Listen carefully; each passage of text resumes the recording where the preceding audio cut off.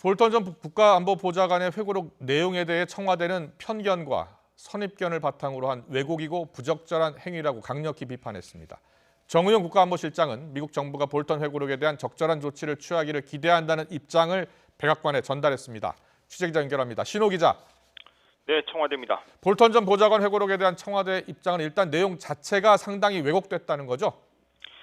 네, 오늘 오전 윤도한 청와대 국민소통수석이 존 볼턴 전 백악관 국가안보보좌관의 회고록에 대한 입장을 밝혔습니다.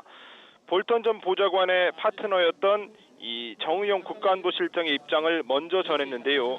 정의용 실장은 볼턴 전 보좌관이 한국과 미국, 북한 정상 간의 협의 내용과 관련한 상황을 자신의 관점에서 본 것을 밝힌 것이고 정확한 사실을 반영하지 않고 상당 부분 왜곡했다고 비판했습니다.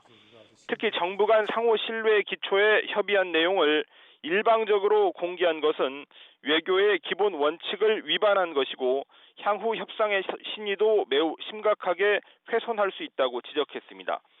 정의용 실장은 미국 정부가 적절한 조치를 취할 것을 기대하고 이런 부적절한 행위가 한미 동맹 관계에서 공동의 전략을 발전시키는 노력을 심각하게 저해할 수 있다는 입장을 어제 미국 백악관 NSC에 전달했습니다.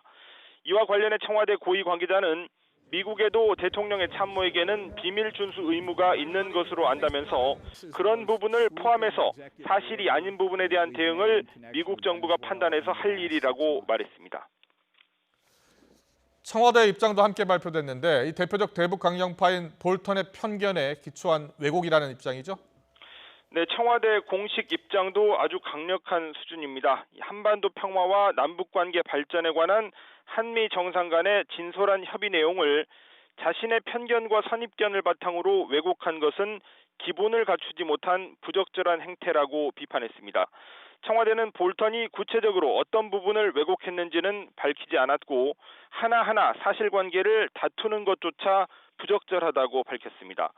청와대 고위 관계자는 지난해 판문점 회동의 상황을 살펴보면 볼턴 전 보좌관의 역할이 뭐였는지 확인할 수 있다고 덧붙였는데 당시 볼턴은 공식 행사에 별로 모습을 드러내지 않았습니다.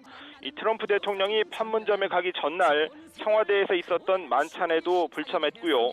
다음 날 한미 정상회담에는 배석했지만 지난해 6월 30일 판문점 남북미 정상회동 때는 현장에 가지 않고 몽골로 향했습니다. 그리고 판문점 남북미 정상회동 2달여 만인 지난해 9월 경질됐습니다.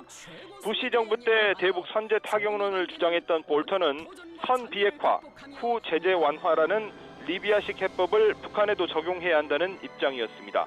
볼턴이 문 대통령의 비핵화 접근 방법이 조현병 환자 같다고 그렇게 표현한 부분에 대한 내용도 회고록에 나오는데요. 이에 대해 청와대 고위 관계자는 볼턴 본인이 그럴 수도 있는 것 아니냐고 다소 감정 섞인 반응을 보이기도 했습니다. 지금까지 청와대에서 YTN 신호입니다.